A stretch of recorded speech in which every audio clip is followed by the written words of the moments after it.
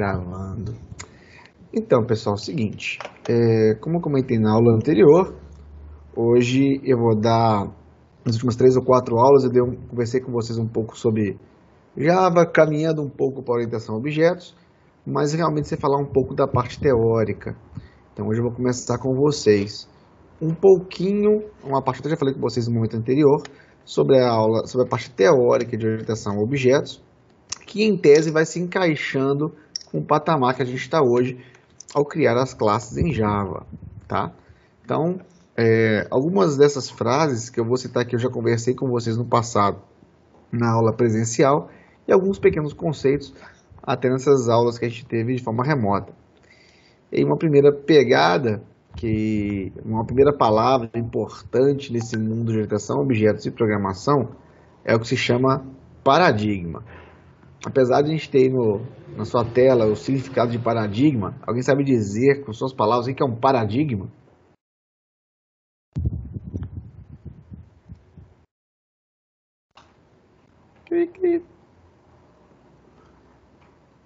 Pergunta difícil não vai, não, ó. Paradigma nem é programação, cara. Se fosse programação, eu saberia responder, mas, pô, essa aí não sei não. Entendi. Português não é meu forte. Na verdade, pessoal, nós vamos entender paradigma do ponto de vista de computação em algum tipo de, vamos dizer, verdade que você passa a assumir que ela é verdadeira, você pensa como ela e ela vai desencadear uma série de outras formas de pensar. Se ela for uma situação falsa, você invalida tudo que você pensa sobre coisas que encadeiam ela. Um exemplo que nem é de programação, a gente fala de Deus. Você tem um paradigma de que, para quem é cristão, é um paradigma acreditar que Deus existe, ou Jesus existiu baseado numa Bíblia. Isso desencadeia todos os seus dogmas, todas as suas escolhas de vida. Se um dia, e nem estou dizendo que iria acontecer, alguém provasse que isso fosse mentira, isso poderia causar um desequilíbrio enorme em tudo que você faz no seu dia a dia, quebrando um paradigma. Então são verdades ou conceitos que você adquire e assume, e eles são geralmente base para a construção de novos conceitos. Então aqui a gente trabalha com paradigma orientado a objetos. Então eu explico para vocês como é a orientação ao objeto, como ela funciona, vocês acreditam que ela é verdade e entendem esse paradigma, e a partir daí todos os seus programas passam a utilizar esses conceitos para funcionar. Se esse paradigma um dia for quebrado, e eu dizer que não é assim que se pensa, tudo que vocês fizeram antes eventualmente pode ser invalidado. Fica um pouco razoável o significado de paradigma nesse contexto?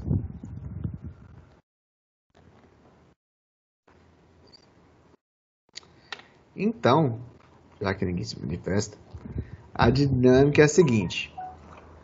Eu até já mostrei esse slide para vocês no momento anterior, tá? Mas quando você desenvolve um software ou esse programinha que vocês estão fazendo comigo no trabalho, vocês têm que entender que você faz um software, mas se eu tivesse as seguintes perguntas: olha, o seu programa de menu, quanto tempo você demora para fazer ele? O seu código está organizado? Dá para reaproveitar alguma coisa? Como você vai testar que está certo ou está errado? É fácil você usar o debug e achar um bug ali dentro? Se você dividisse aquele software com 3 ou 4 programadores, como é que você dividiria para 2, 3 amigos programarem juntos? E se vocês fizerem um software separado, cada um, como você juntaria aquilo no final? Então a dinâmica é essa: com as ferramentas que vocês aprenderem em PC1, funciona desenvolver um software nesse cenário?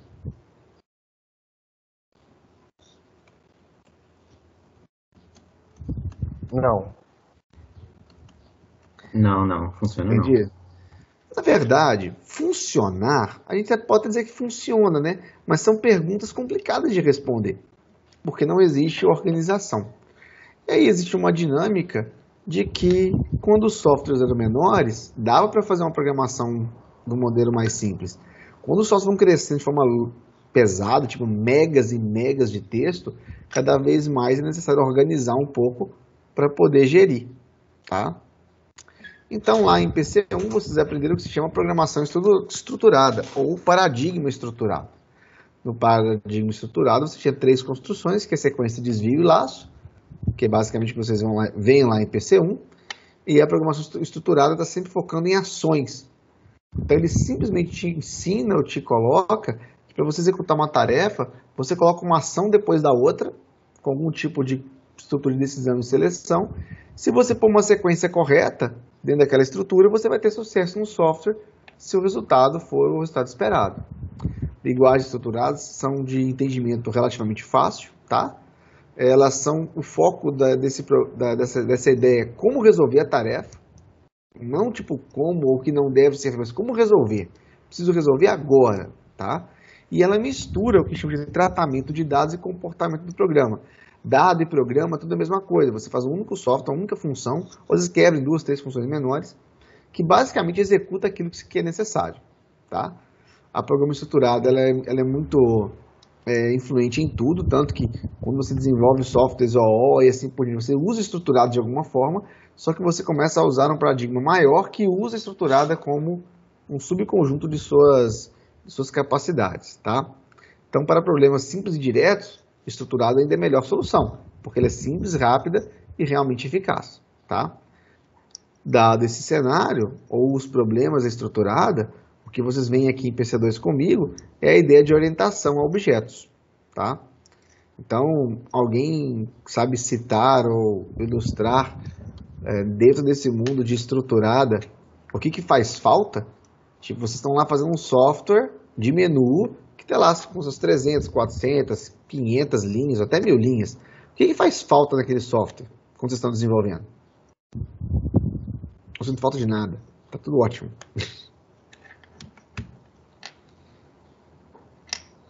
Um padrão, professor?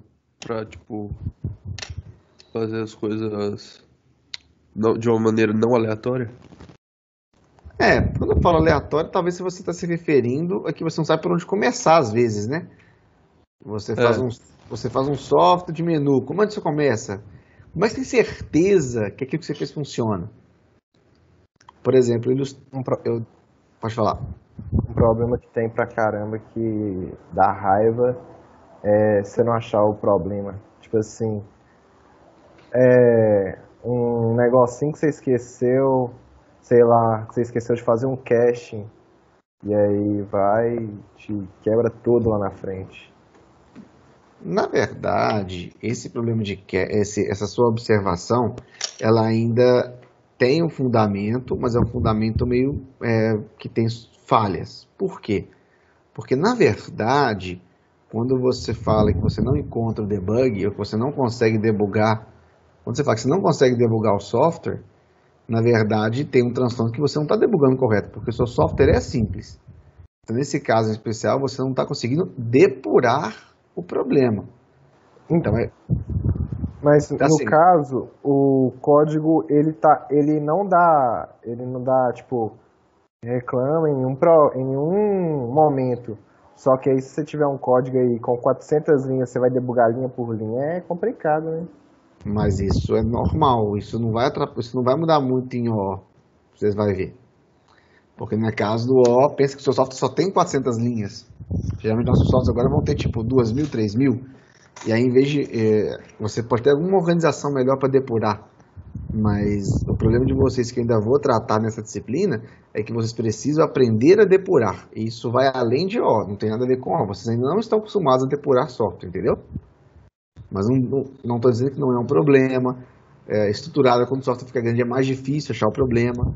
Mas, na verdade, o que eu tenho notado com vocês é que vocês não têm essa habilidade ainda de aprender a depurar um pouquinho fonte que é executado. Entendeu?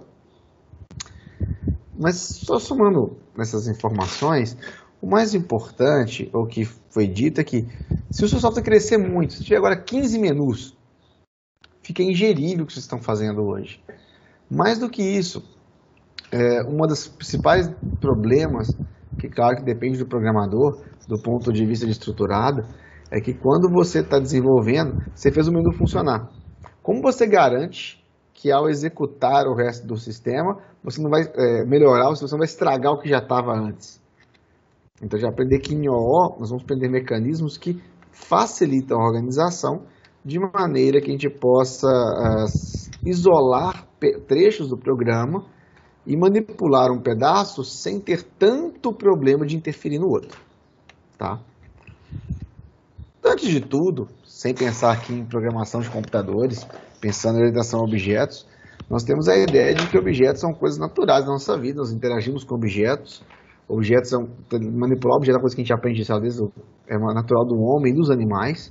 Então, os macacos já manipulavam objetos, um pedaço de madeira, isso é natural.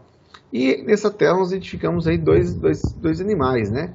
Nós temos um dog e uma ovelhinha, correto? Eles são objetos? Sim ou não? Sim. São. Por quê? Como você entende que ele é um objeto? Eu entendo mais que é um objeto porque dá pra escrever as coisas dele, entendeu? Tipo, categorizar a altura, o peso, cor da pelagem. Ela seria objeto e o animal seria a classe. Tipo isso. Isso. Baseado no que a gente conversou antes, a primeira coisa é a seguinte: objetos são coisas que, entre aspas, nós podemos manipular. Então, aquele cachorro ali, como foi citado, ele tem, por exemplo, alguns atributos, como ele é amarelo, tem um chapéu, uma cor, na verdade, envolvida, e ele tem funções, que eu posso chamar de funções depois de programação, né? Mas ele recebe mensagens que você avisa e ele executa uma ação que você deseja. Então ele tem um cachorro, ele tem o can write, can run, no caso da ovelha, o correr pode ser rápido como parâmetro, tá? O conceito de orientação a objetos, ele data da década de 60 e 70, C++ é da década de 80 e já tinha conceitos de orientação a objetos. Entretanto, a orientação a objetos começa a ganhar realmente força na década de 90, vamos dizer assim. Java, por si só, é uma programação nascida em 90 e pouco, 96, e Java começa a ter força adequada em 98, 99. Então, o tempo passa de forma diferente entre a criação e o tempo de ser executado. A ideia de OO surgiu com a necessidade de modelar sistemas cada vez mais complexos. E como utilizar melhor o mundo real como componentes? Então, a proposta de objetos era: como eu faço um software de maneira que determinado trecho de software ou alguma coisa que eu escrevi possa ser encarada como objeto? Porque no mundo real a gente junta objetos e faz objetos mais complexos, a gente componentiza. Você pega um objeto, é um componente. Para você criar um carrinho, você não tem que saber fabricar a roda. Você pega a roda pronta, encaixa algumas coisas e vai utilizando. Então a proposta do OO era: como eu vou desenvolver software que sejam componentes e que eu possa acoplar em outros componentes, de maneira que sempre eu possa criar software mais complexos com menos conhecimento da base. Tá? Como eu vou fazer para que eles interajam corretamente entre si? Então esse paradigma de programação ele tenta ser o mais óbvio, natural e exato possível, sempre aproximando a forma com que o humano manipula o mundo.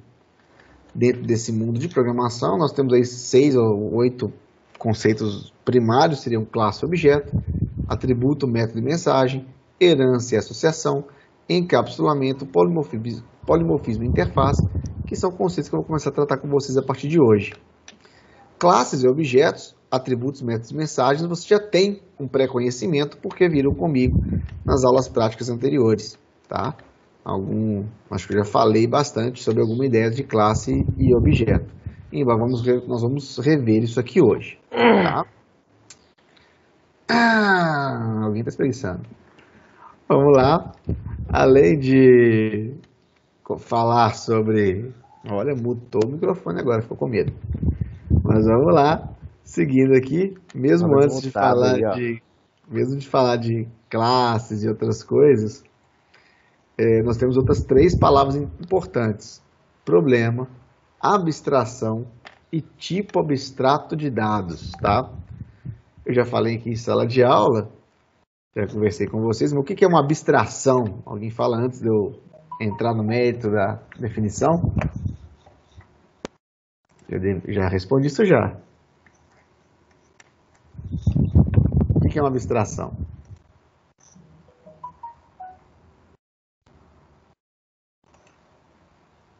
Ninguém arrisca.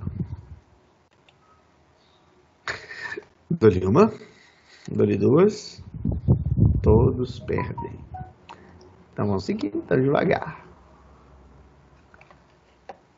Bem, problema versus abstração. Para resolver um problema, é necessário uma abstração da realidade. E agora, alguém arrisca um comentário sobre essa frase?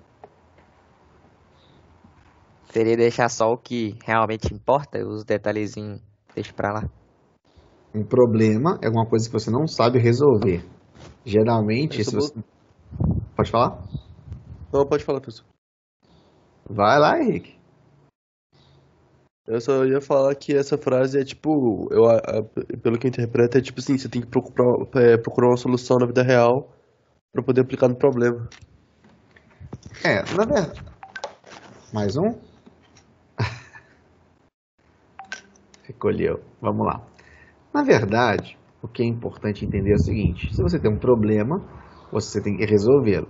Se você for resolvê-lo, levando em consideração todas as possíveis possibilidades do mundo e todos os menores detalhes possíveis de tudo que possa acontecer em uma realidade, você concorda que você nunca vai resolver o problema? Ou alguém acha que eu falei uma besteira?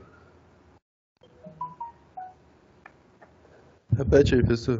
Repetindo, mesmo para um problema simples, se você levar em consideração todas as possíveis possibilidades que possam ocorrer, tudo que acontece numa realidade, você concorda que você nunca consegue resolver nenhum problema simples? Vou dar um exemplo. Concordo. Vou dar um exemplo simples. Somar 2 mais 2. Como é que você resolve esse problema?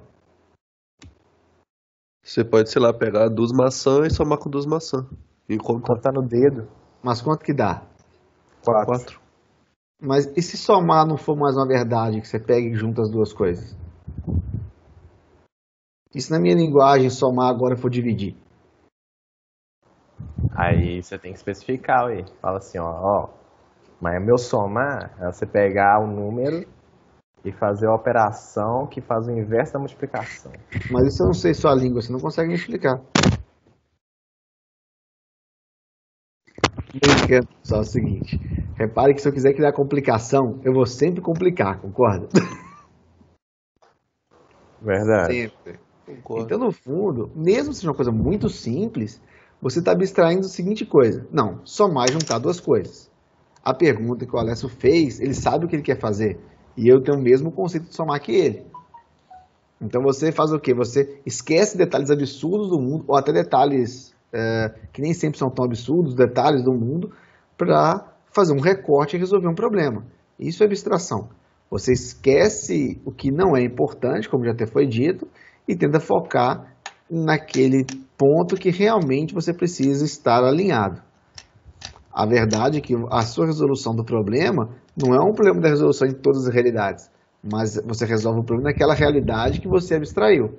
Nesse cenário, por exemplo, simplesmente somar dois números é o conhecimento que a soma é um conhecimento notório de todo mundo. É a ideia de que quando eu mandei somar duas coisas, pedi para você somar duas coisas, a minha ideia de soma é igual à sua. Então, querendo ou não, são recortes que a gente faz da realidade. Tá? Bem, então, eu tenho o universo de um discurso ou um mini-mundo, que é um recorte do mundo real a ser representado. Tá?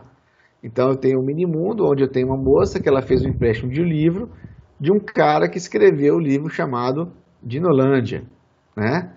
Eu tenho essa representação, uma moça que quer pegar um livro emprestado.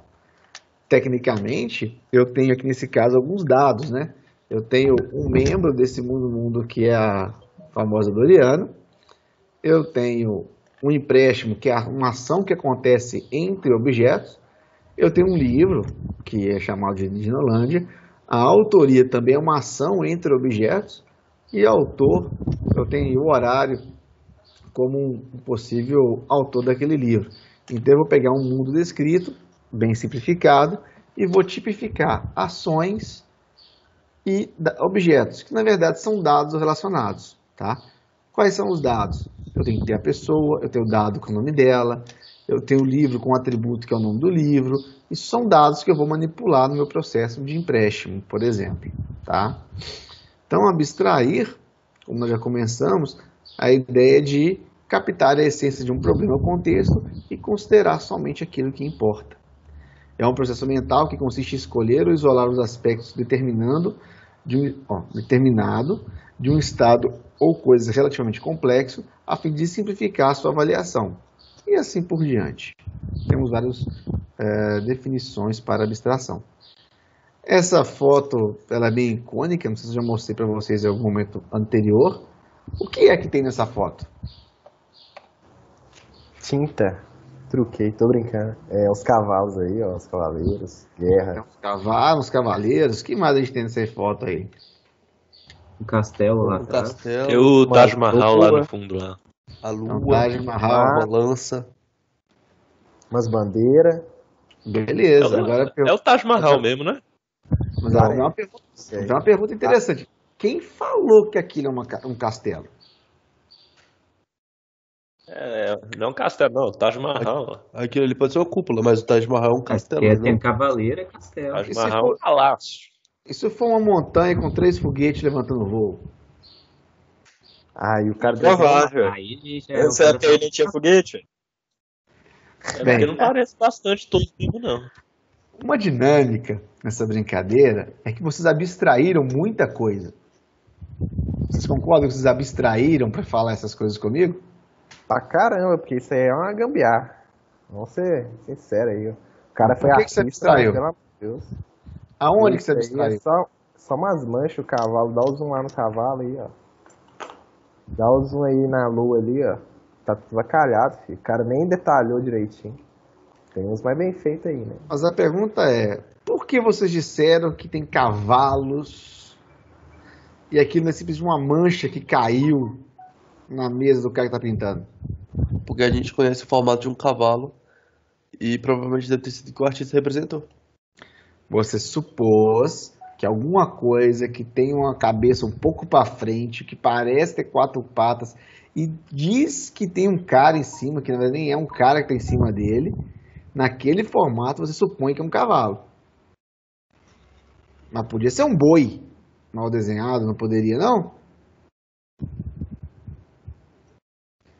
Ô, professor, acho que não. Mas podia. Podia. Pega aí, ó. Vamos na abstração, então. Podia. Bem, a brincadeira é assim. A abstração é porque isso é uma pintura, isso não é um cavalo, isso não é um castelo, isso é uma pintura que representa um castelo, realmente uma guerra, uma pintura de arte clássica. Mas quando eu falo de abstração, é porque eu posso discordar de você de ter uma montanha lá atrás, porque a minha abstração é diferente da sua. Eu posso discordar que aquele é um cavalo, e por que é uma lança em vez de um risco? Talvez o pintor esqueceu, é um defeito na tela, rasgou, você está vendo um risco aqui na mão do cara e você abstraiu que é uma lança, porque você supõe que uma estrutura linear mais longa, em cima de um cavalo empinado, de um cavaleiro, deveria ser uma lança.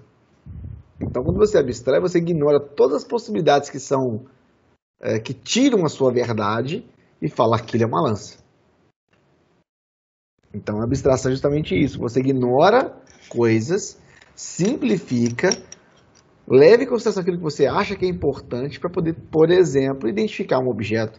Que nesse caso, você usou abstração para identificar um objeto. Beleza? Então, dando zoom, olha só. Continua sendo um cavalo, um cavaleiro e uma lança? Continua, né? Mas esse cavaleiro está bem desenhado?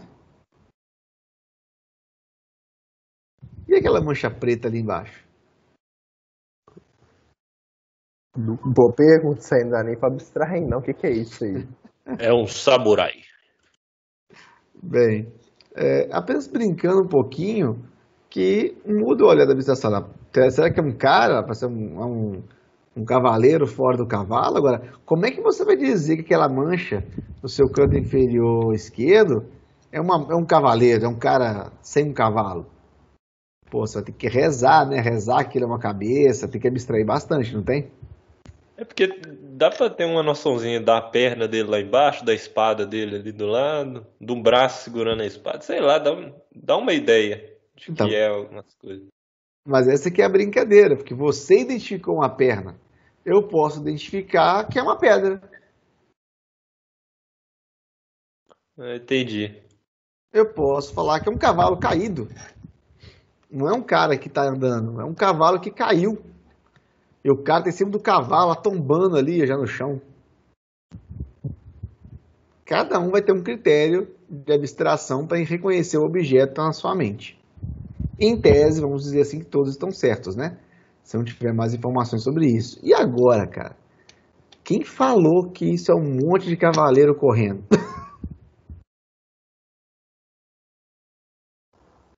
Esse aí é bagunçado mesmo, tá? Vocês concordam que eu tô pegando um pedaço da mesma pintura, né? Aham. Sim, sim. Toda Aqui, bandeira. aqui você acha que é um monte de cavaleiro correndo. Você dá um zoom, parece de novo? Tão fácil assim? Não, parece não. Não, a gente conversou. Tem sempre controvérsias, mas assim, só estou explicando o que é uma abstração. Só o cavalo branco aí que dá pra ver bacana, o resto tava caiado. Baseado no cavalo branco, você supõe todo o resto de trás. É tipo, baseado no cavalo branco, na bandeira de fundo, esse tanto de risquinho que parece lança, dá pra ter uma noção que parece uma tropa de cavaleiro. Olha que coisa cômica que a gente está fazendo, né? Olha que abstração louca. Um monte de risquinho que parece lança. Eu já estou supondo que são cavaleiros atrás.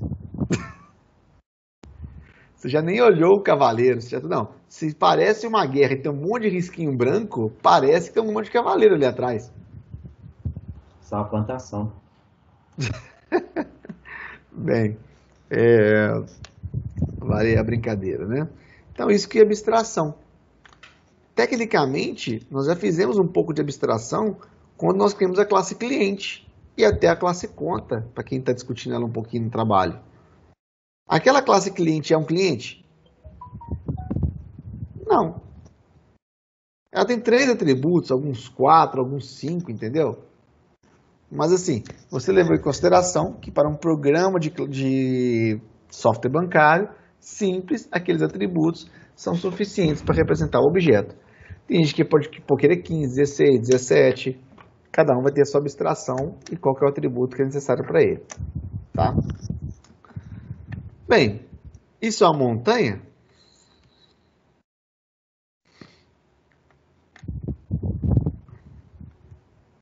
É uma montanha. O que faz um objeto do tipo montanha? Ser grande e ser feito de terra. Isso que ela é composta, né? Não o que ela faz.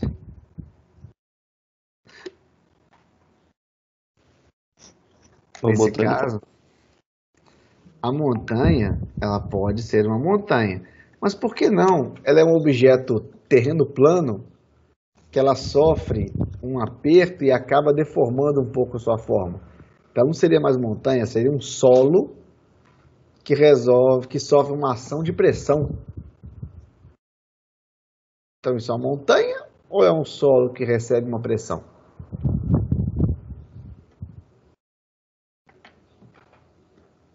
Olha só. Isso é uma montanha ou isso é um objeto terreno que sofre uma determinada ação externa? Eu acho que é objeto terreno, hein? Sempre é uma abstração, né? Cada um vai imaginar de um jeito, mas repare que o mesmo objeto final pode ser visto de formas diferentes, tá? Nós temos sempre a ideia de que qualquer tipo de objeto ele é uma ilusão abstrata de um objeto real. Ele é uma ilusão porque ele não é o objeto real. Ele representa. Se ele representa, você pode concordar e o outro não. Quando uma determinada cena não é comum a todo mundo, ela é uma ilusão, porque eu vi uma coisa e você viu outra. Então, a ideia é que a gente represente, criando objetos, nós estamos criando ilusões abstratas de um mundo real do ponto de vista computacional. Tá? Aí tem algumas frases que eu vou pular aqui um pouquinho. Sobre objetos. Agora, como é que eu descrevo um objeto? Como é que você... Pelas características. Mas pensa, características é uma forma de formalizar, né? Então, na verdade, antes de citar as características, eu tenho que dizer como que o objeto é descrito. Eu vou fazer um livro, que eu vou chamar lá, cabeçalho, objetivo do objeto, segunda seção, atributos, terceira seção, eu vou ter que lá, funções que o objeto representa. É assim que eu estou formalizando o objeto. Se eu falar de um mapa, aí ó, eu tenho formas que formalizam como é a criação de objetos do ponto de vista de relevo e de geografia. Então o mapa ele é uma formalização daqueles objetos. É uma forma de formalizar. Criar um objeto que traz seus atributos e ações é uma forma de formalizar. Só que para que nós possamos comunicar de forma adequada, as pessoas que manipulam objetos devem conhecer a mesma forma de formalização, para que todos leiam as formalizações de cada tipo de objeto e entendam como poder utilizá-lo e como ele funciona e o que ele é. Tranquilo? Geralmente, quando a gente fala de objetos, a gente tem uma ligação muito forte com dados. Então, geralmente, objetos são dados. E boa parte desses objetos a gente guarda e manipula. E uma das formas mais comuns de guardar objetos para serem manipulados são através de sistemas que gerenciam dados ou bancos de dados, que vocês vão ver em algum momento posterior. Então, os objetos que a gente manipula aqui, nós vamos manipulá-los em PC2. Mas é importante que em algum momento eu possa armazená-los, recuperá-los, manipulá-los. Isso geralmente acontece através de...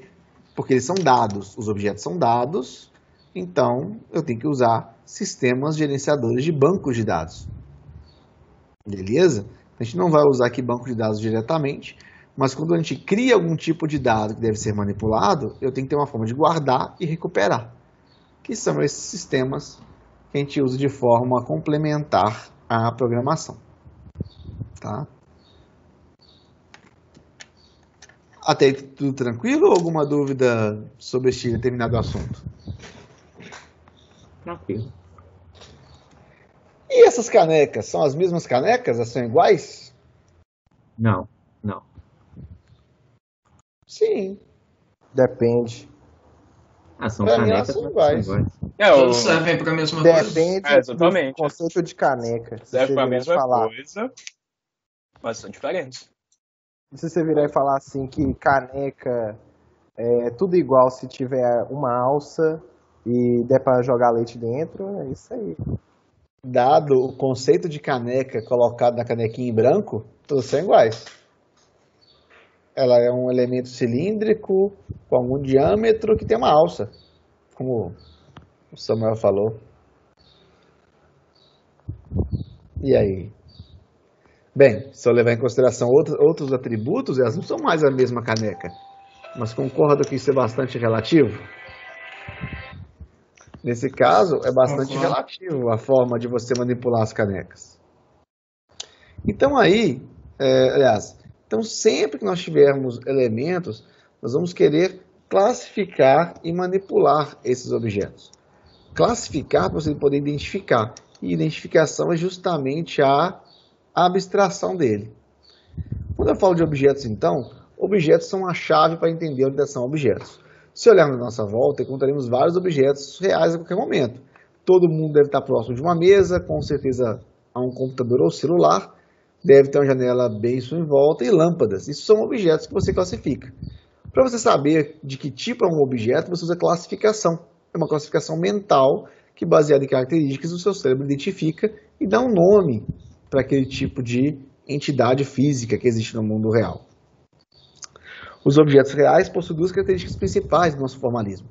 Um são o seu estado ou atributos, pode envolver cor, como ele está agora, aberto, fechado, branco, preto, e ele tem comportamentos, que são ações que ele sofre no mundo externo. Então eu posso falar, janela, feche, eu posso mudar o seu comportamento para que seja fechado naquele momento. Um cachorro tem nome, cor, raça e fome, tem comportamento que é o quê? Latindo, abanando o rabo, comendo. Esses comportamentos podem ser autônomos dele ou pode ser um comportamento que é relevante ou provocado por alguma entidade no mundo externo, tá? Mesma coisa para a classe bicicleta. Então, rapidamente, quais são as características de uma lâmpada? 3, 2, 1, vai! Ligar? Acende. Só isso? Uma lâmpada? Qualquer coisa que ligar e acende a lâmpada? Sim. Ué. Não. Tá. Até estou pensando aqui agora rapidamente de um exemplo, mas está faltando na minha cabeça agora um exemplo de alguma coisa que liga e acende, não seria uma lâmpada. Tá vendo? É um projetor. O projetor, ele liga e ele acende, ele não é uma lâmpada. Mas tem uma lâmpada. Mas ele tem uma lâmpada. Mas quem acende e liga é a lâmpada. Ele liga e a lâmpada acende. Refutado. Não, mas eu falei que um projetor é uma lâmpada é uma coisa que liga e acende. Eu falei, então o projetor é uma lâmpada. Não, mas não é o projetor que projeta, é a lâmpada lá ó, que faz os trem. Só estou explicando. Então o projetor não é uma lâmpada. Ou eu posso dizer que o projetor é uma lâmpada. Senão vocês teriam que mudar. Uma lâmpada é um objeto que tem uma rosca e pluga numa tomada plugável, que tem uma voltagem direta. Eu acendo um interruptor e ela se acende. Aí eu já vou diferenciar de um projetor, correto? Mas tem projetor que dá pra acender pelo interruptor também. Se você ligar lá. Com certeza, Samuel. Nessa discussão, é importante colocar essas variantes. E a classificação tem que ser bem feita. Porque em algum momento você vai ter que diferenciar um projetor de uma lâmpada. E, na verdade, como vocês já colocaram, inclusive, o projetor tem uma lâmpada dentro dele. Ele é composto por uma lâmpada, mas ele não é uma lâmpada. Embora, não sei que se eu levar em consideração que ele ilumina em determinado local, eu poderia até considerar uma lâmpada, mas não é uma lâmpada do conceito completo. Ninguém vai olhar um projetor na sala de aula e vai chamar isso aqui é uma lâmpada. Porque ele liga e acende. O projetor seria tipo uma outra classe que tem a classe lâmpada? Com certeza. Seria tipo o conceito de herança, eu acho. Eu vou falar sobre isso já, mas é possível. Herança não. Herança não. Nesse caso, composição. Ah, entendi. Mas assim, na verdade, até isso é complicado, porque se eu falar que é uma lâmpada, é qualquer coisa que ilumina determinado objeto, eu posso falar que o projetor é uma lâmpada. Então, eu tenho que definir bem os objetos e definir como é que eles são compostos ou se relacionam. Tá? Então, eu tenho aqui a ideia de um objeto. O objeto ele tem atributos internos a eles e ele tem comportamentos.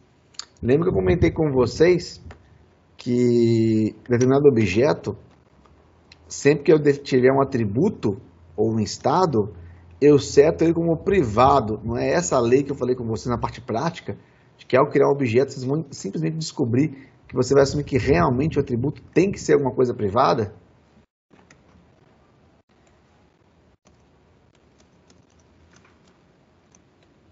Bem, Repete aí, eu viajei aqui. eu falei que eu expliquei que de forma direta, quando vocês criam objetos, no Java em especial, na parte prática, todo atributo é do tipo privado. Por quê? Porque na teoria de objetos, os atributos eles são protegidos por uma membrana de comportamento. Ah, ok. Então, para eu manipular um atributo do objeto, eu tenho que pedir permissão através de métodos. Eu não posso, naquela velha história, abrir sua boca e arrancar seu dente. Eu tenho que pedir permissão para você me entregar seu dente. E você escolhe se quer me entregar ou não. Entendeu? Entendi. Então, todos os atributos de um objeto eles são privados. E alguns métodos são públicos para que eu possa me comunicar com o mundo exterior. Atributos e métodos, um software ele é conceitualmente baseado nos objetos do mundo real. Eles armazenam atributos, definem os seus estados E eu posso expor o seu comportamento através de métodos. Então, eu uso métodos ou funções para expor os comportamentos importantes para o mundo externo. Então, aí eu tenho agora determinado objeto, eu tenho atributos como 45 km por hora, 90 rotações por minuto, terceira marcha. Só que para alguém pegar ou manipular esse atributo, você vai usar o quê? Mudança de marcha. Ele faz a mudança de marcha, faz o ajuste. Frear é um outro elemento que manipula vários desses elementos. E rotações, que eu posso pegar e perguntar as rotações de um objeto. Então, eu sempre manipulo os comportamentos a fim de entender, manipular ou buscar esses atributos. Com isso, eu posso empacotar objetos individuais. Esses empacotamentos fornecem o que chamam de modularidade, ocultação de informação, reuso e plugabilidade. Alguém sabe ilustrar esses 4 elementos que eu falei aqui agora? Por que eu faço modularidade? O que é um módulo?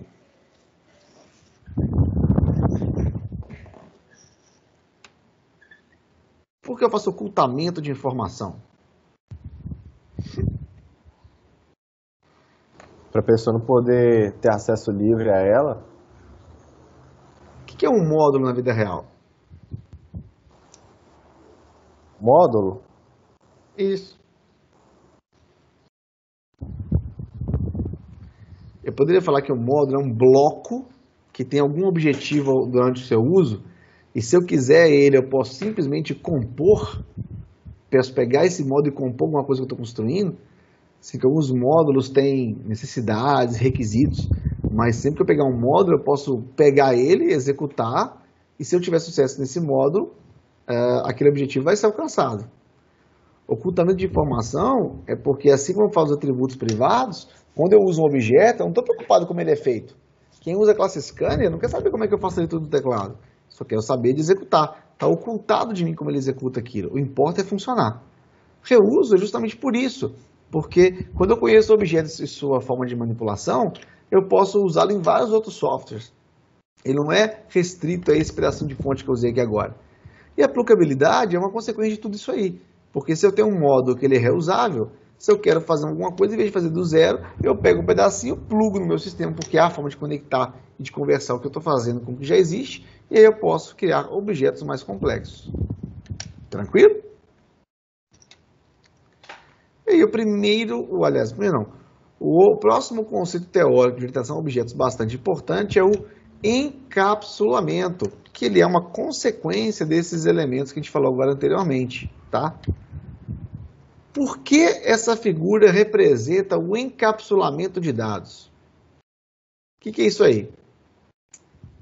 É um motor. Um motor. Beleza, é um motor. Você sabe como é que o motor funciona por dentro? Sei. Mais ou menos. Mas te interessa para construir um carro? Para construir o carro? É. Acho que não. Depende. Se Só for para pra- construir o se motor. for só para montar o carro, não, mas se for para Pra fazer montar o carro não, mas pra construir o carro sim. Os dois. Porque você tem que saber, você tem que saber se o motor vai aguentar o carro, você olha isso pelo conjunto de engrenagens, essas paradas. Tipo, se você for montar o carro, Se você eu- vai ter tudo pronto, você só vai montar. Isso é um atributo. Se o motor, ele não tiver, tipo, sei lá, ele tem, vamos supor, ele tem só 4 marchas e uma ré. Aí você vai pôr no carro, você não vai pôr o carro com 5 marchas. Isso é um atributo. Eu não quero saber como é que ele funciona. Se o motor tem 5 marchas, acabou. Como é que as marchas funcionam? Não sei, não me interessa. Eu preciso de um motor que respeita 5 marchas, que tem de 100 km por hora e um torque de tanto. E é de gasolina. Como que funciona? Não sei. Qualquer um que você me entregar que tem isso, eu quero. Fica claro isso? Fica. Ele não está interessado Claro. em saber que vai ter a combustão, 4 tempos. Não, isso precisa também, mas vão fingir que não precisa. Alguém ainda preocupado em qual é o chip, qual é a comunicação elétrica do chip do celular que ele usa? A maioria de vocês já procurou quantos nanômetros tem o processador do seu celular? Não. Alguém quer saber Não. como que o celular economiza bateria? Não, você quer saber quanto que ele pesa, e olha lá, e quanto tempo a bateria dura. Como que ele faz isso? Não quer nem saber. Eu dou os atributos, encapsulo como tudo é feito, os dados internos, e te exponho somente aquilo necessário para você tomar alguma decisão. Tá?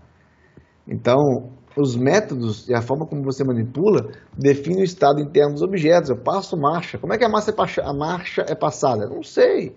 Eu sei que tem 4. Eu passo a primeira para a segunda e está pronto. O motor que se vire. Eles estão aqui me responder da maneira que ele explicou que vai responder.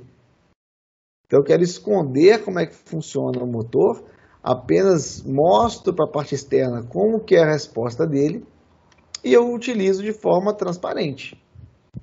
E esse é um princípio fundamental de OO, usar um objeto sem se preocupar como é que ele funciona por dentro. Através do encapsulamento de dados, evitamos alterações acidentais em um atributo de um objeto, porque se está encapsulado e protegido, eu não posso lá e mudar uma variável do motor. Porque ao mudar uma variável do motor, poderia estragar toda a sua engrenagem. Ele que sabe como é que ele funciona. Eu apenas peço para que ele mude de marcha e ele se ajusta para aquele comportamento. A ideia é proteger as informações de uma aplicação das demais. A ideia é proteger esse objeto e as suas informações de ações externas que podem criar problemas. Se eu criei a classe motor e eu sei como é que ele funciona, eu sou o melhor cara para manter ele funcionando. Você me pede alguma coisa e eu faço. Nada de meter a mão ali dentro. Mantendo o estado e provendo o estado do objeto sempre síncrono e íntegro, eu mantenho que aquele objeto tenha um comportamento esperado. É o objeto que está no controle sobre dele mesmo. Ninguém pode invadir ali e fazer o que quiser do nada. Tranquilo essa ideia de encapsulamento?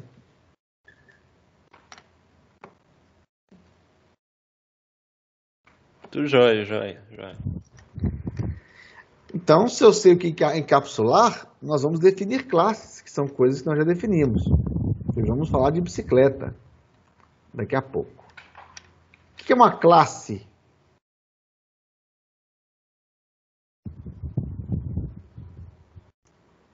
O que seria uma classe?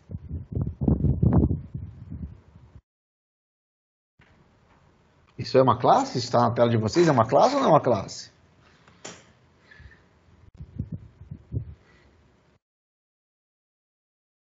Tá difícil, hein? Por que que isso é uma classe, negada? Ou vocês não estão nem enxergando o que está na tela?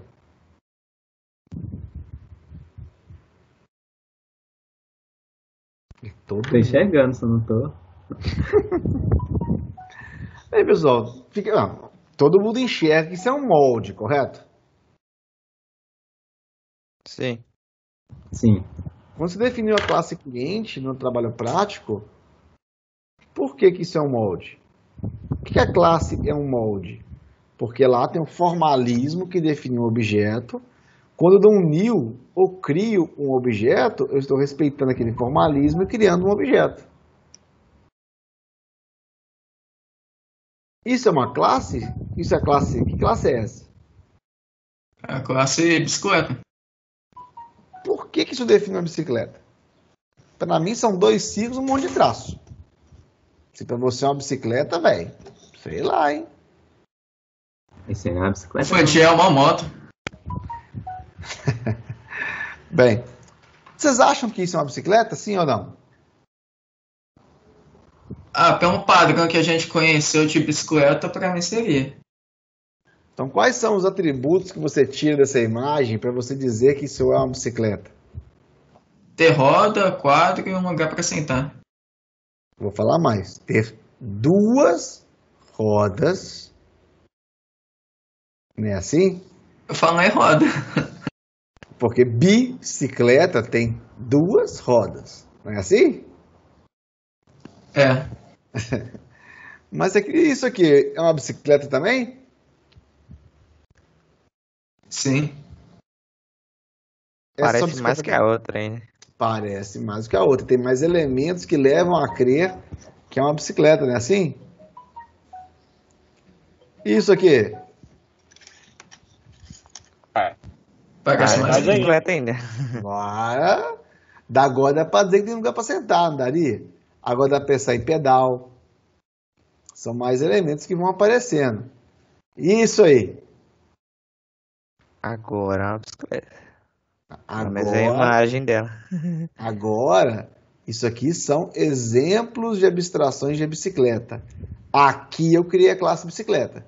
Eu peguei aquela ideia do que é uma bike, criei atributos, tipos daqueles atributos, e se tiver tudo isso que eu estou documentando aí, eu falo que é uma bicicleta.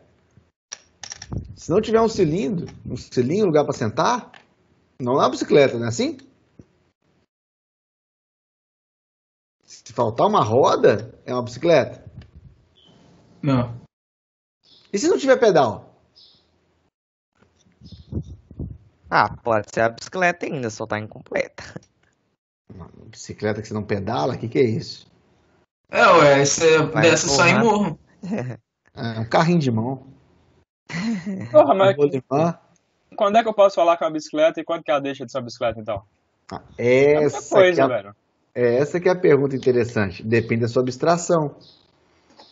Porque, Cada um vai pra abstrar mim, de um jeito. se ela tirar a marcha, ainda vai ser uma bicicleta. Claro. Se ela acabar perdendo um banco ali, vai continuar sendo uma bicicleta.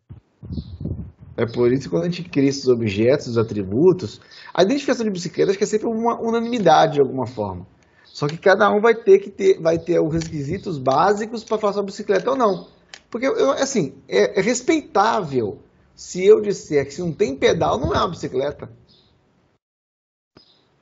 Se eu tenho uma bicicleta e não tenho um pedal para fazer ela andar, para mim ela não resolve o problema que se chama resolver uma bicicleta, que é mobilidade. Entendeu? E se eu tirar um freio, ela continua sendo a bicicleta? Se eu tirar o freio e o pedal? Pode ser que para alguns sims, para mim não. Porque uma bicicleta sem pedal e sem freio, sei lá o que é isso. É uma prancha, sei lá, é só um meio de mobilidade, não sei o que é isso, entendeu? É um carrinho de montanha-russa. Mas bem, repare que nessa foto anterior eu tenho aqui algumas situações de atributos que podem ser colocados e tipos. E aqui eu tenho uma outra forma de bicicleta, só que agora eu tenho ela detalhada de forma numérica, né? Assim, olha só, para falar que é uma bicicleta, tem que ter 186 centímetros de largura até. Se eu quiser a roda, tem esse atributo.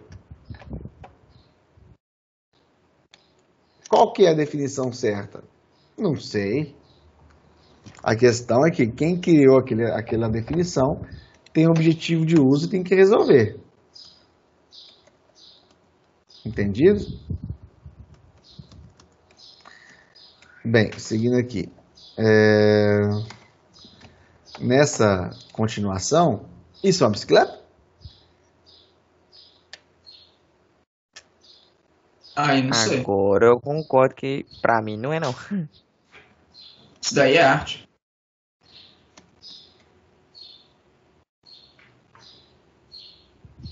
É arte? Ah, Ué. mas tem duas rodas?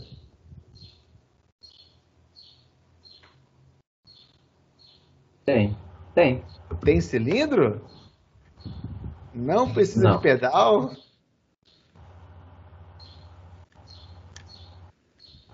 Então vai lembrar que a gente tem que declarar melhor. O cilindro tem que ter um formato suficiente para sentar. Eu, particularmente, não gostaria de sentar nesse cilindro. Se alguém aí tem o formato lhe agrada, é uma particularidade de cada um, entendeu? Se alguém gostaria de sentar na sua bicicleta, eu particularmente preferiria não. Então, no mundo real, a gente encontra vários objetos de um mesmo tipo. Deve haver centenas de outras bicicletas de vários tipos, cada fabricante de um jeito. Mas é importantíssimo que a gente possa definir o que é uma bicicleta de verdade. A gente tem que formalizar o que é uma bicicleta, para que eu possa identificar de forma unificada e todo mundo possa entender que isso é e isso não é, para se ficar da maneira mais completa. Na orientação de objetos, dizemos que um objeto é uma instância de classe, ou seja, a classe é o molde que define o que é uma bicicleta e seus requisitos. Quando aquele objeto existe no mundo real e está lá materializado, ele é uma instância, ele é um objeto que é daquele tipo de bicicleta. Então, o objeto é aquela coisa do mundo real. A classe chama bicicleta. Se aquele objeto é uma instância, ou seja, se ele respeita os requisitos de ser uma bicicleta, entendido? Assim vai funcionar da maneira correta. Sim ou não? Sim. Fica claro isso aí?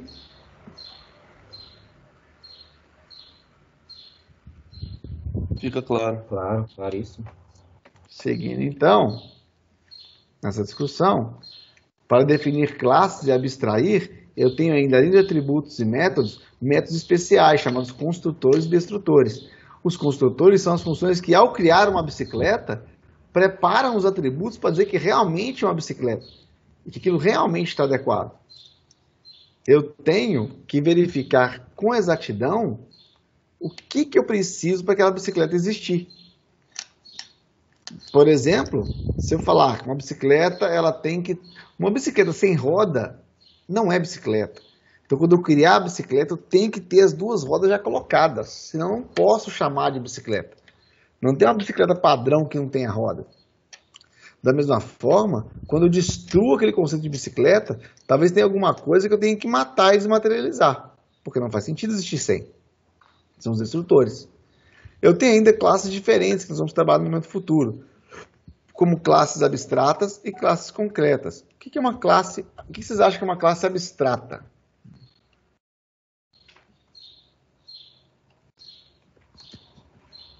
O que vocês acham que é uma classe abstrata? É uma classe que você tem que definir as partes do objeto. Isso. Hã? Não sei se eu entendi, não. A classe, para mim, abstrata é a classe que você tem que, tipo, definir o que tem no objeto, sei lá. Vamos lá. Tem um exemplo muito importante de classe, acho que está no slide, inclusive. Deixa eu ver se está no slide. Eu acho que tem aqui... Isso. Ah, não. Vai ter uma sequência. Vamos falar de classe abstrata e classe concreta. Reino animal, tá?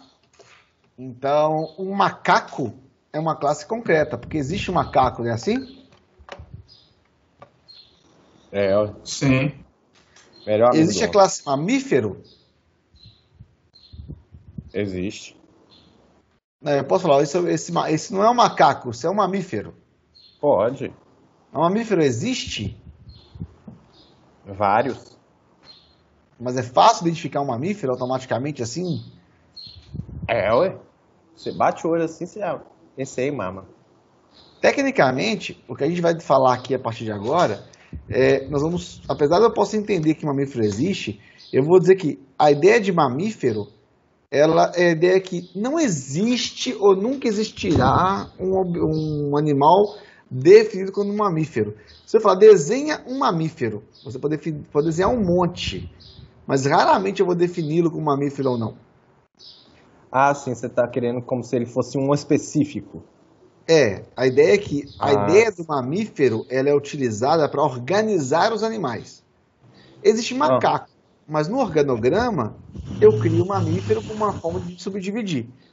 Porque definir um macaco e definir um cachorro, ambos são mamíferos. Então, em vez de criar um macaco e dizer que ele tem mamas, um monte de atributos importantes de mamífero, e falar cachorro e reescrever tudo aquilo que o mamífero também teria, eu crio uma classe abstrata definindo, isso aqui é um mamífero. Um cachorro é tudo que o mamífero tem mais alguma coisa. Uhum. E de maneira que eu Entendi. posso reutilizar essas informações. Entendi. Bem, seguindo aqui, então isso vai diferenciar um pouquinho de classe abstrata e classe concreta. Então vamos conversar na hora oportuna. Por exemplo, a classe cliente, que nós vamos definir, no fundo o banco não tem cliente, tem pessoa física e jurídica. Mas pessoa física e jurídica tem praticamente tudo a mesma coisa. Então eu vou definir a classe cliente, que é uma generalização que tem tudo de um cliente, mas para criar eu vou criar sempre jurídica ou física. Eu nunca vou criar um cliente, porque um cliente não existe se ele não for especificado o tipo dele. E assim que eu falo de classes abstratas e classes concretas, eu jogo mais um trambolho de conceitos na cabeça de vocês, que são os relacionamentos entre classes, que eu vou trabalhar um conceito bem simplório hoje, se não me engano, para a gente poder trabalhar na parte prática, e depois eu vou complementando esses relacionamentos ao longo da disciplina. Tá? Para eu criar um objeto, eu tenho que criar objetos mais complexos, eu vou usar objetos mais simples. Então eu uso objetos mais simples para encaixar, plugar cada um desses módulos para compor objetos mais complexos que tenham funcionalidades ainda mais relevantes. Então eu preciso de ter objetos mais simples, até um integer, um long. Quando eu tenho esses objetos simples, eu vou compondo objetos mais complexos. E esses complexos vão sendo cada vez mais complementares, de maneira que vão construindo coisas maiores, um compondo o outro. Tá?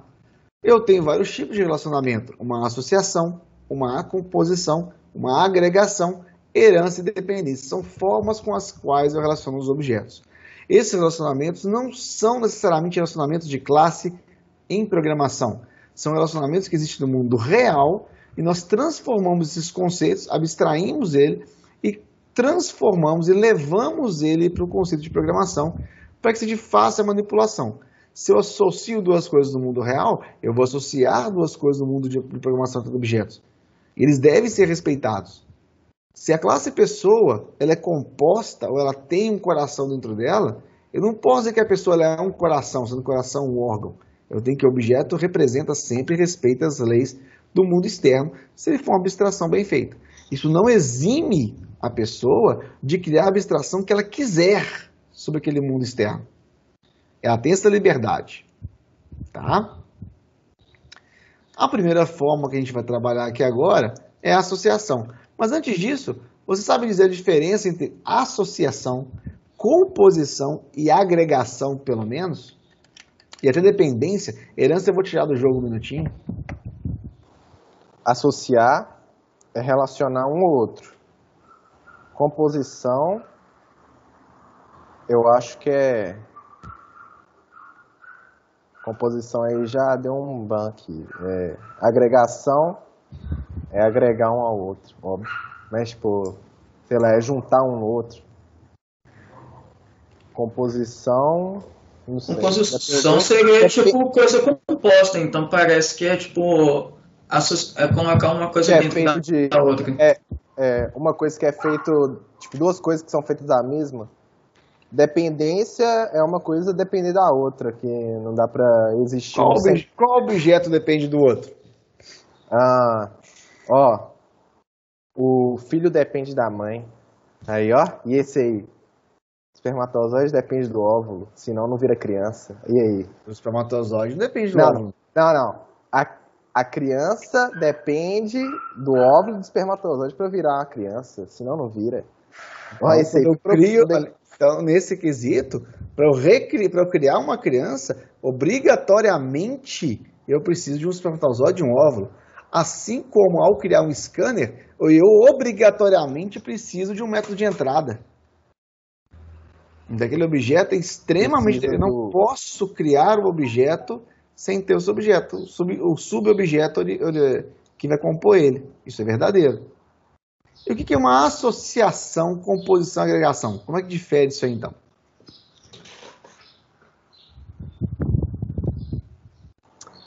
Associar é relacionar um negócio ao outro.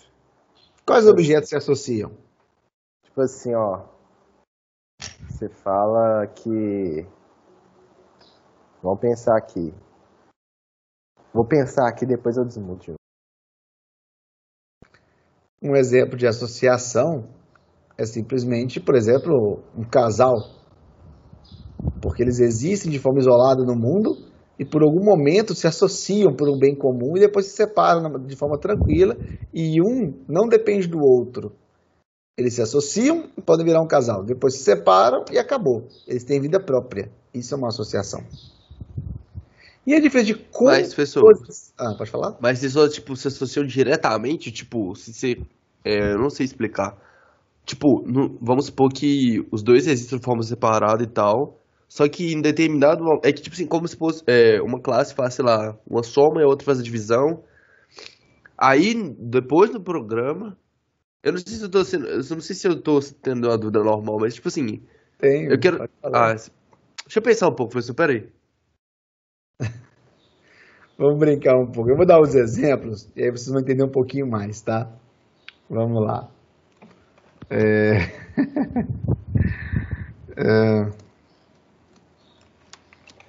Vamos voltar lá. Então, na associação, como eu citei, nós temos um casalzinho, dois periquitos, dois papagaios, que eles existem no mundo, se associam para ter um filhotinho. Depois, se eles quiserem, eles podem dar tchau para cada um, eles continuam normalmente, se associam com outras pessoas da maneira que quiserem. Entendeu? Fica claro que é uma associação entre dois objetos? Claro. Ok. Na sequência, se isso é uma associação, a agregação e composição são tipos especiais de associação. Uma associação é um mecanismo pelo qual um objeto utiliza o recurso do outro por um período simples ou não. Então, do ponto de vista de português, eu posso dizer que é um verbo do tipo, se for uma associação simples, seria usa um. Então, a pessoa usa um computador. Ela não tem um computador, ela usa temporariamente para um objetivo. E eu tenho até um acoplamento, que é quando um teclado faz parte do computador, eles se associaram. Então, tem acoplamento e associação. Só que além da agregação e a composição são tipos especiais, tá? Mas a associação são sempre dos dois tipos. Tem um, faz parte de, e ele usa. Quando eu falo compor, a composição, ela é um relacionamento do tipo conter, tá? Contenção. Um objeto contém outro objeto, tá? Esses objetos contidos, eles precisam do container para existir. Se o container, que é a parte principal, for destruída, o objeto também é destruído. Fora uma questão de transplante, o órgão que está no seu corpo, se você for destruído, o seu órgão também é destruído. Entendido? Então, não há um compartilhamento entre o container e o contido. Eu tenho aqui, lâmpadas e espelho. Por que lâmpada e espelho tem contenção? Alguém tem uma ideia aí de contenção, de que está escrito aí dentro?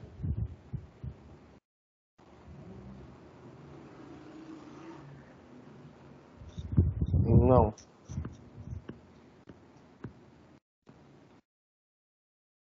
E aí?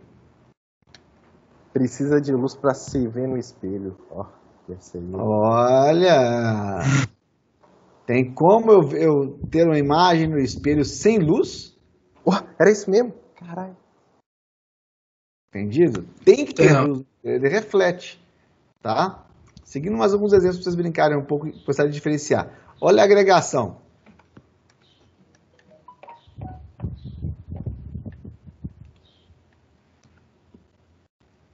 Fica claro que a agregação para essa imagem aí? Sim. Eu tenho várias partes, vários subelementos que agregados formam um novo. Tá? Eu preciso de todas essas partes para dizer que é um carro. Se eu tirar uma dessas partes, pode ser que não seja um carro mais. Várias peças se juntam e formam um novo ser, um novo objeto. Tá? Então, quando eu falo aqui de agregação, ela representa que um todo é composto por várias partes. Não é uma relação de contenção. Tá? Ela é uma variação do tem um, porque eu preciso de tem um. São vários tem uns para eu poder fazer essa parte. As partes de uma agregação podem ter outros papéis de outras relações. Como, por exemplo, se eu falar que uma agregação de sala, pessoas e pautas. Uma reunião tem uma sala, tem uma pauta e tem pessoas. Mas se a reunião acabar, todos continuam a existir. Quando eu falo de um casal, eles são uma associação. Só que também o casal é uma agregação.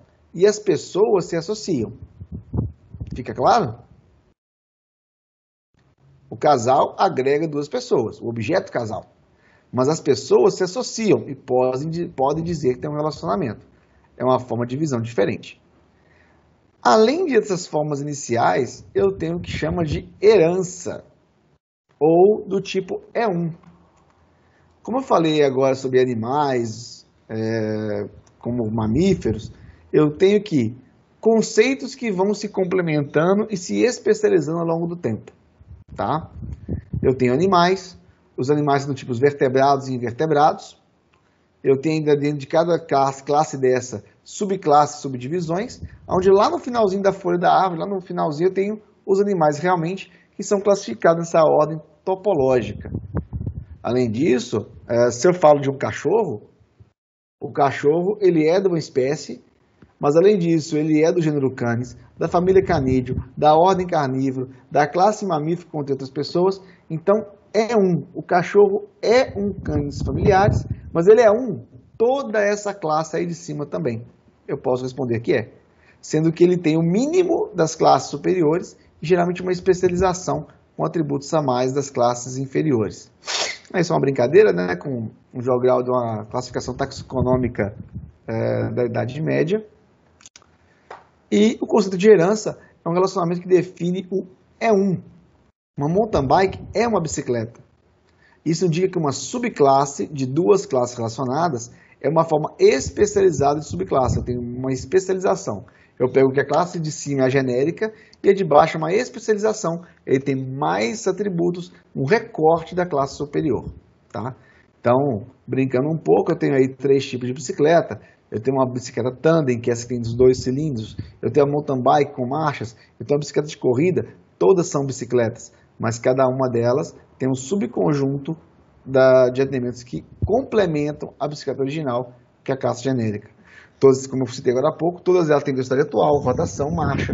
Entretanto, a tandem tem 2 bancos, a de corrida tem um guidão angulado e a mountain ela tem um determinado diferente, um tipo diferente de marcha e uma forma diferente de lidar com as marchas, as correntes da marcha para mudar a velocidade dela. A orientação a objetos permite que as classes herdem estados das suas classes superiores e só complementem com novas informações que especializam aquela classe. Tá? Então eu tenho uma classe bicicleta com uma definição e eu tenho aí a partir da herança de mountain bike, road bike, tandem bike, que tem a bicicleta em cima, mais algum tipo de tratamento que teria embaixo com mais informações. Nesse exemplo, então, o mecanismo de herança permite que mountain, tandem e road herdem todos os atributos de bicicleta, tendo tudo que ela tem, mais alguma coisa especializada. E esse é um dos conceitos mais importantes em OO, é um dos que dá mais problema, e é onde a gente vai mais trabalhar do ponto de vista de programação. Porque aqui nessa aula deu uma visão completa sobre os conceitos básicos de OO em quase 1h30. Entretanto, é importante colocar na prática e ver como isso funciona dentro dos elementos de programação. Porque a orientação a objetos ela é nativa. Vocês sabem o que é OO, porque vocês já usam OO no dia a dia de vocês. Agora, há um desafio de abstrair esse conceito de OO que vocês têm na mente e aplicá-lo do ponto de vista de programação. Tá? Eu vou falar um pouco mais de herança no momento posterior. Eu vou pular um pouco esses slides porque eu vou voltar um pouco dele. Há vários tipos de herança, herança múltipla, formas de identificar muitas coisas de herança. Vou falar rapidamente de dependência, porque esse slide eu volto nele no momento adequado quando eu falo de conceitos especiais, principalmente em Java. Quando, esse recurso, isso aqui é herança, isso aqui é isso aqui, e eu vou trabalhando com vocês um a um. Para fechar, então, quando eu falo de dependência, eu tenho uma chave, uma fechadura, uma tranca precisa de uma chave, uma forma de abrir. Caso contrário, ela não é uma tranca. Eu não posso criar uma tranca se eu não tiver uma chave que eu possa abri-la. Tá? Então a dependência, como falando agora há pouco, ela pode ser de forma fraca, de maneira que quando eu crio o objeto eu não preciso dele, ou pode ser até de uma forma forte, quando eu realmente preciso no exato momento de utilização. Polimorfismo e sobrecarga são o final. São 2 conceitos também muito importantes ligados à herança. Nós vamos usar isso aqui a todo o tempo, tá? Mas como eu comentei, eu vou voltar nesse assunto sobre polimorfismo, inclusão, sobrecarga, principalmente na hora que a gente trabalhar com isso na linguagem de programação Java. Então esse slide já vai ficar no SIGA. Essa é uma aula introdutória a todos esses conceitos. A partir das próximas 3 semanas, eu vou mostrando isso na linguagem, trabalhando os requisitos dela e voltando, detalhando cada um desses modelos. E aí, essa aula teórica, cheio de blá blá blá, cheia de informação misturada, ela encerra quase que por aqui.